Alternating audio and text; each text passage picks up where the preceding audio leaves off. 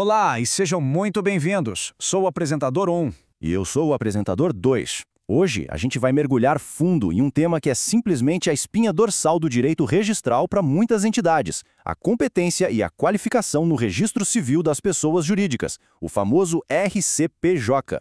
Vamos entender como uma ideia se transforma em uma pessoa jurídica com direitos e deveres. Exato. E é importante dizer que este nosso bate-papo é inteiramente baseado no caderno de estudos número 2, elaborado pelo professor Dr. Marcelo Lessa, que é o grande idealizador e mentor do projeto ENAC Turbo. E isso mesmo, todo o mérito e a estrutura que vamos discutir aqui vem desse material fantástico, que é uma verdadeira bússola para quem estuda para o concurso. E para começar, nada melhor que essa analogia brilhante do professor Lessa, né? O SCPJ é a maternidade. É perfeita. Pensa só, um grupo de pessoas pode ter uma ideia, criar um estatuto, até mesmo começar a atuar. Mas, sem o registro por o mundo do direito, essa entidade ainda não nasceu. Ela não tem personalidade jurídica própria, é um ente irregular, como diz o professor. Então, a grande questão é, como acontece esse nascimento legal? Como se sai da irregularidade para a plena capacidade jurídica? O caminho, como o professor Lessa desenha, é uma jornada que passa por dois grandes portões. É como um desafio em duas fases. Só depois de cruzar ambos é que a entidade ganha de fato vida própria. E o primeiro portão, a primeira barreira a ser superada, é a da competência. É isso aí. Antes de sequer analisar o conteúdo do estatuto, o oficial do registro faz uma pergunta fundamental para si mesmo. Esse parto é para ser feito aqui na minha maternidade? Eu sou a autoridade correta para registrar essa entidade? É o filtro inicial e, talvez, o mais importante. E a resposta para essa pergunta está justamente nessa divisão que estamos vendo. De um lado, temos o RCPJ, que é a casa das entidades civis, aquelas que não têm uma organização empresarial. Pense em associações, fundações, sociedades simples. Do outro lado, a gente tem a junta comercial. Lá é o lugar das sociedades que têm o que a doutrina chama de elemento de empresa. É uma atividade econômica organizada. Entender essa diferença, esse divisor de águas, é a chave de tudo. Já já a gente detalha esse conceito. Agora, essa tabela é fantástica para a gente ver a teoria na prática. O padrão é claro. Uma associação ou uma sociedade simples de médicos, por exemplo, vai para o RCPJ. Uma grande rede de lojas, ou seja, uma sociedade empresária, vai para a junta comercial. Mas, e isso é crucial para provas, atenção às exceções. Olha só, sociedade de advogados tem um órgão de registro exclusivo, que é a OAB. E as cooperativas, que por natureza são consideradas sociedades simples, têm uma regra específica no Código Civil que manda registrá-las na junta comercial. São essas pegadinhas que o examinador adora. Exatamente. Então vamos aprofundar um pouco mais nesse ponto, que é o coração da questão da competência, a diferença entre uma sociedade simples e uma sociedade empresária. Dominar esse conceito resolve uns 90% dos problemas sobre onde registrar uma entidade. É o ponto nevrálgico da matéria. E o conceito que separa esses dois mundos é o tal do elemento de empresa. O ponto aqui não é ter lucro ou não. A questão é o como a atividade é desenvolvida. Pense assim, um médico que atende no seu consultório exerce uma atividade intelectual pessoal. Agora, se ele organiza uma estrutura com capital, funcionários, equipamentos de ponta, marketing, a atividade se torna uma engrenagem organizada impessoal. A pessoa do sócio fica em segundo plano. Isso é o elemento de empresa. Ótimo ponto. E para isso ficar ainda mais claro, vamos pensar nesse exemplo clássico que o professor Lessa sempre usa. Qual a diferença, na essência, entre uma pequena clínica com 3 sócios médicos e um grande hospital? Ambos lidam com saúde, certo? Certo, mas a forma de organização muda tudo. E a resposta está aí. A clínica é uma sociedade simples, porque o que gera valor ali é o trabalho pessoal, intelectual, a expertise dos sócios. Já o hospital? Bem, o hospital é uma máquina. É uma organização complexa de fatores de produção, leitos, laboratórios, centro cirúrgico, farmácia, uma equipe enorme. A atividade se despersonaliza. Por isso, o hospital é uma sociedade empresarial e seu registro na junta comercial. Perfeito. Então, vamos imaginar que a entidade passou pelo primeiro portão.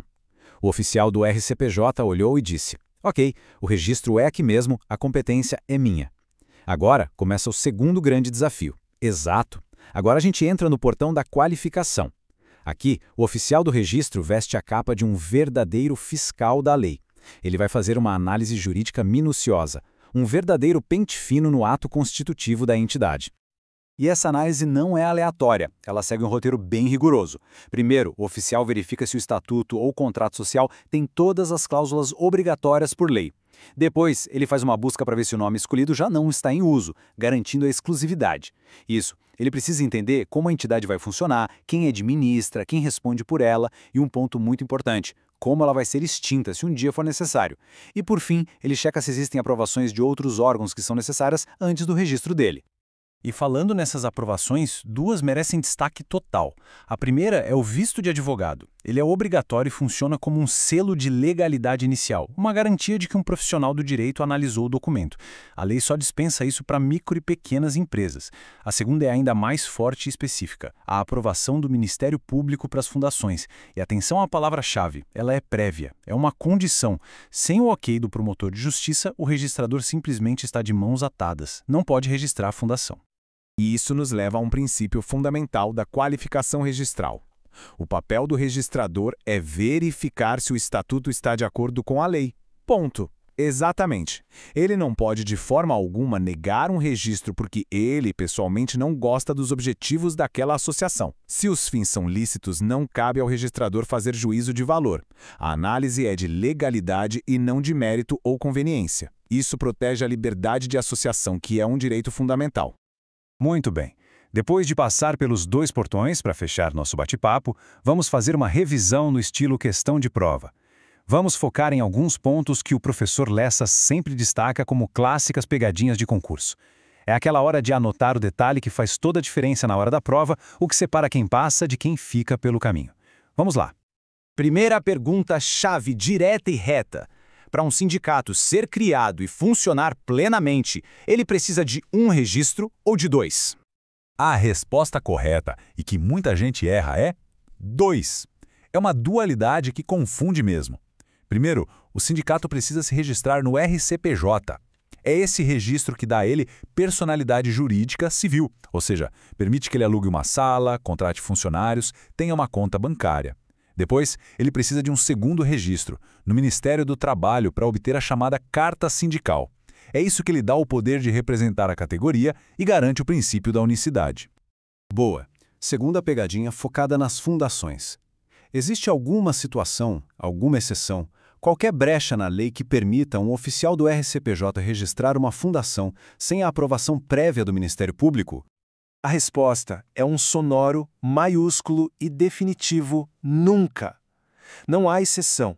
A aprovação do MP não é só uma etapa, é um requisito de existência para o registro. O MP é o fiscal, o curador das fundações desde o momento zero. Registrar sem essa aprovação é um erro gravíssimo. E para fechar nossa revisão de pontos críticos, vamos para a última. Uma sociedade formada só por advogados, que por natureza é uma sociedade simples, pode ser registrada no RCPJ? Não, de jeito nenhum. Esse é o exemplo clássico de competência definida por lei especial. O Estatuto da Advocacia e da OAB é muito claro. O único lugar para registrar uma sociedade de advogados é na própria seccional da OAB. Qualquer registro feito no RCPJ ou na junta comercial para esse tipo de sociedade é nulo, inválido. O oficial é absolutamente incompetente para esse ato. E com isso, a gente encerra essa jornada pelos portões da competência e da qualificação no RCPJ. Uma análise, como dissemos no início, totalmente guiada pela didática impecável do caderno 2 do projeto ENAC Turbo, do professor Dr. Marcelo Lessa. E para encerrar, fica uma reflexão. A gente viu que o registrador é um verdadeiro guardião, um gatekeeper que controla a entrada nesse mundo das pessoas jurídicas. A pergunta que fica é, o que todo esse formalismo, que às vezes parece só burocracia, realmente protege na nossa sociedade? É uma ótima pergunta. O que a gente ganha com esse controle tão rigoroso sobre o nascimento das entidades? Fica aí a reflexão. Esta análise foi produzida a partir do conteúdo do projeto ENAC Turbo, sob autoria e orientação do professor Dr. Marcelo Lessa. Se esse conteúdo ajudou, não esquece de se inscrever no canal e ativar as notificações.